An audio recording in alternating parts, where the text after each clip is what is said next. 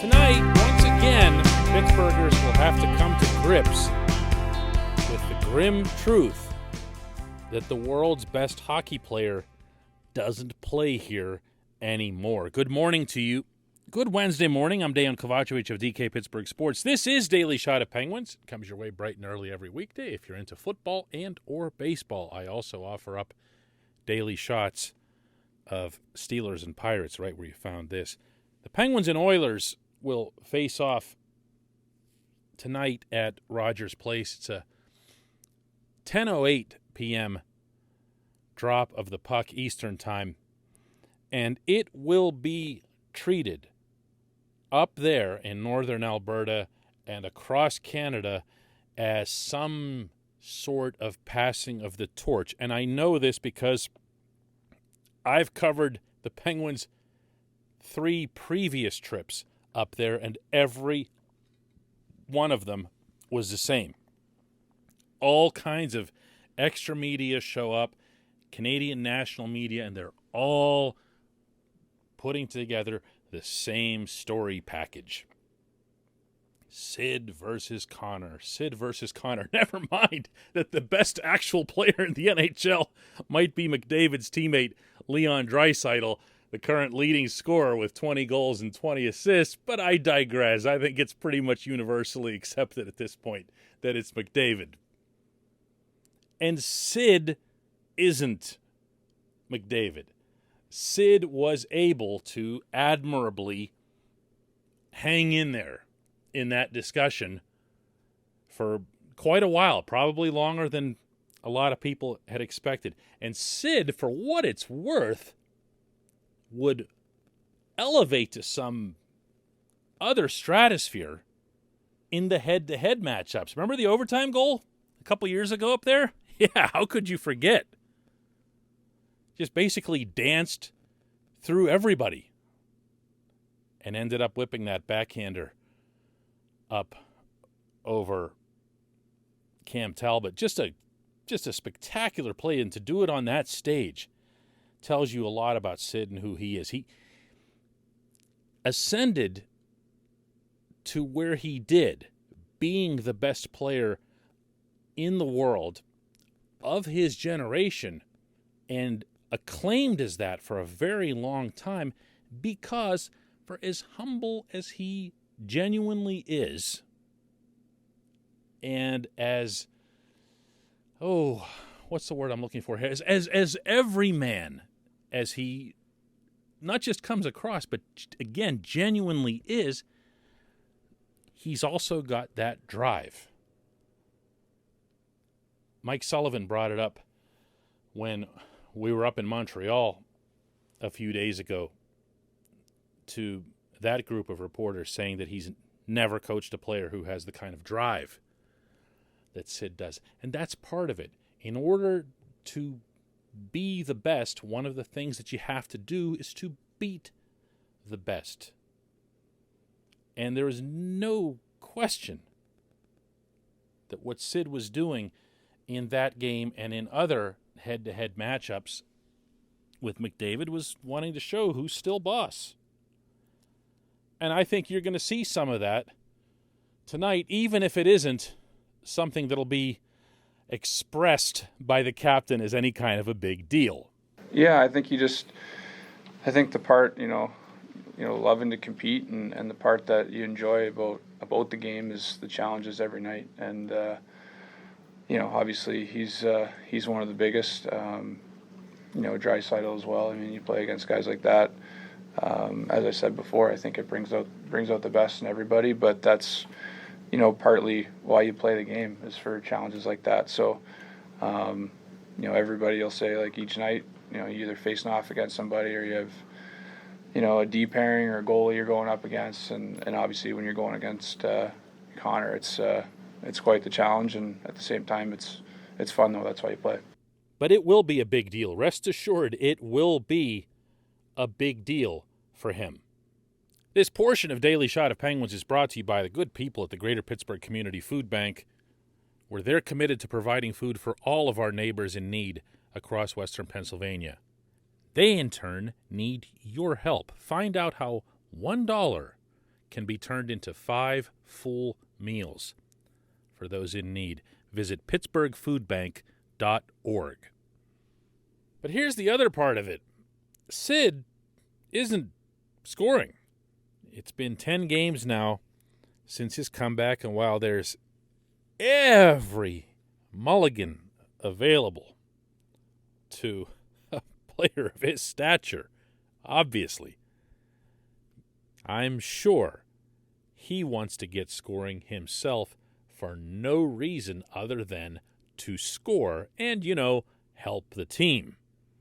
Because the Penguins overall have just 11 goals in their last 6 games, and they're leaning way too heavily on Tristan Jarry. And if they do that again tonight, especially against the NHL's number 1 power play, the Oilers are at a ridiculous 37.7% conversion rate, by the way, then they're going to lose this game. And they're going to lose a lot of games. And Sid always feels that burden. He has ever since he was a young child. He had to score most of his team's goals, or at least create most of his team's goals. So this isn't anything new. But now to add that into all the standard 87 versus 97 stuff and all the extra graphics you're going to see on the TV screen tonight comparing them, that's the word is uncomfortable. I'm a lifer here.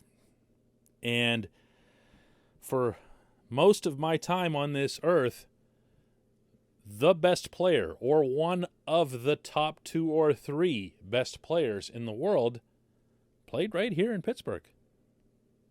From the time Mario Lemieux came into the league in 1984, man, it didn't take but 2-3 years max for him to be seen as either the equal or the superior to a certain other Edmonton center.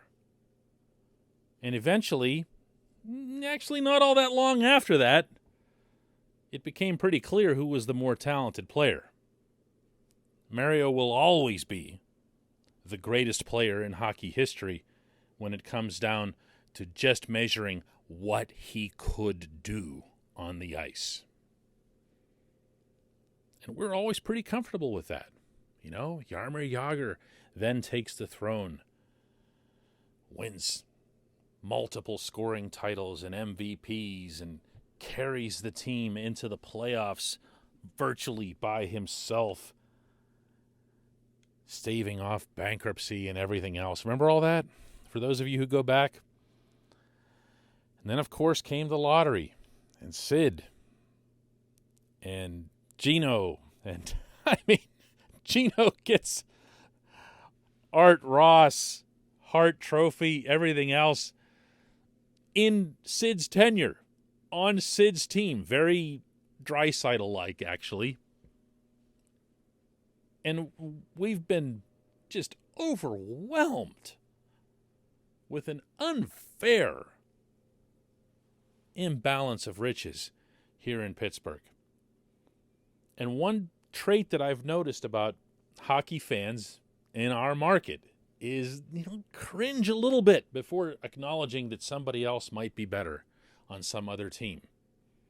Not born out of rivalries, not born out of, the Claude Giroux nonsense, if you'll recall. It was ridiculous that anyone would think a Flyer could be better than a Penguin, but the baton being passed, if you'll recall, that baton passing did for about, 5 minutes after that one shift.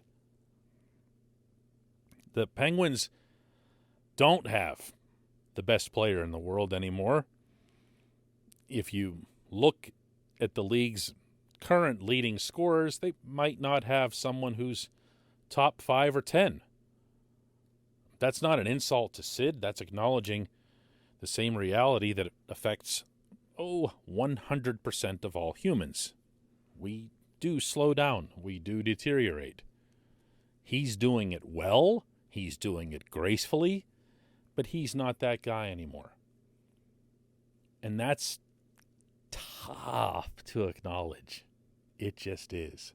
I'm reminded of a line written by Larry Brooks, the New York Post's great hockey writer for many, many years, and still is, back when the Penguins won the draft lottery to get Sid.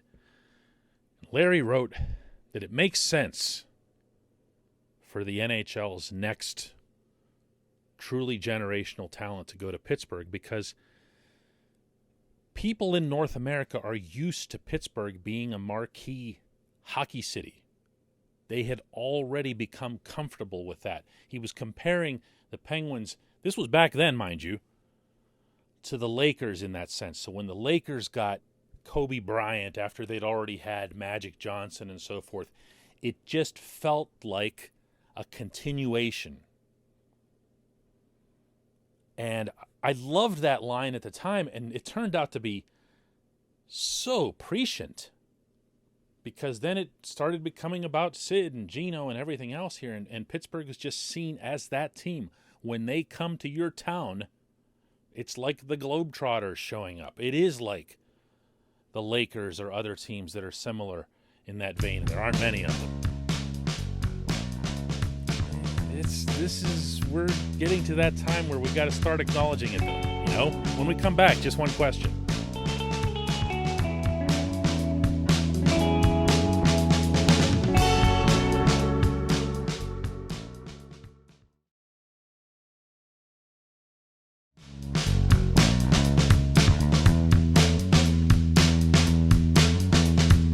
Welcome back. It's time for Just One Question. That's brought to you always on this program by Fubo TV. The monthly cost of cable is over $200. Fubo TV is $65 a month to watch all the same channels, including AT&T Sportsnet Pittsburgh. And right now, Fubo TV is offering our listeners of this show a 7-day free trial and 15% off your first month. Just go to FuboTV.com/DK. FuboTV.com/DK. And today's J1Q comes from Greg Church, who asks, oh no, this is a hard one. Sorry, I looked ahead here. Hello, Dejan. I've got a J1Q for you. If the Penguins had this version of Tristan Jarry during last year's playoffs, how far do they go? Well, Greg, the beauty of a question like this is that anything I say can't possibly be wrong since it's purely hypothetical, but I am going to stubbornly continue to insist that that team, with that momentum, with that cohesion, and that level of health, remember they had all just started getting better at the same time? That team was a contender. Now, how far would they have gone? Could they have gone? My feeling is if Jarry played like this, and that's asking a ton in the playoffs, incidentally, different world. And I don't just mean that psychologically. I'm talking about in terms of net crashing, screens, tips, the whole deal, injuries. When your goalie's going this hot, he's going to get run. And he's going to get run several times a game. And he's going to get hurt. He might not get hurt enough to get knocked out, but he's going to feel it. And he's going to feel it more and more game after game. So there's a lot of different variables to throw in here. What I think would have happened is that the Penguins could have gotten through 2 rounds, and then they would have had just a hell of a time trying to get past Tampa. Because the Lightning are big and bad enough that they would have found their targets and gone after them. And by then it would have been clear to John Cooper and the Bolts that Sid's wrist wasn't right. And that wouldn't have taken much advanced scouting. We all saw him constantly taking off the glove and flexing that wrist around in circles. All it takes is one Adam Graves whack, and that wrist gets a whole lot worse. We also would have seen someone go after Gino's knee. Gino left it all out there in Game 6 against the Islanders. One of the better individual performances, I thought, of his later stage to his career. He was unbelievable. He was skating 4 feet above everyone else who participated. But how long was he going to be able to do that on a knee that would require reconstructive surgery just weeks later? That's where I get skeptical here. How many zillions of additional goals from Jeff Carter were you going to get at age 36 and at the end of an already long season between Los Angeles and Pittsburgh? How many defensemen were going to get hurt along the way and expose the depth there? This is where, I hate to keep focusing on injuries and everything else, but, if we're being real here, that's a lot of what winning a championship is all about, and that seems to be what you're asking, Greg.